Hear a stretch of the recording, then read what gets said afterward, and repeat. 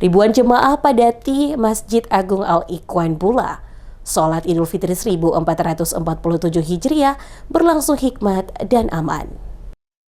Ribuan umat muslim memadati Masjid Agung Al-Ikhwan Kota Bula, Kabupaten Seram bagian timur untuk melaksanakan sholat Idul Fitri 1447 Hijriah yang berlangsung dengan hikmat, tertib, dan aman hingga selesai. Pelaksanaan sholat Idul Fitri dimulai sekitar pukul 7.30 waktu Indonesia Timur. Sejak pagi hari, jemaah telah berdatangan dari berbagai penjuru kota Bula untuk bersama-sama menunaikan ibadah yang menjadi puncak perayaan setelah sebulan penuh menjalankan ibadah puasa Ramadan. Bertindak sebagai khatib dalam pelaksanaan tersebut adalah Ustadz Supran Sultan yang saat ini menjabat sebagai Kepala Bagian Kesejahteraan Rakyat Sekretaris Daerah Kabupaten SBT. Sementara itu, imam sholat dipercayakan kepada Ustadz Muhammad Fardina Siwang-Siwang. Dalam khutbahnya, Ustadz Supran Sultan mengajak seluruh jemaah untuk menjadikan momentum Idul Fitri sebagai titik awal memperbaiki kualitas ibadah serta perilaku dalam kehidupan sehari-hari.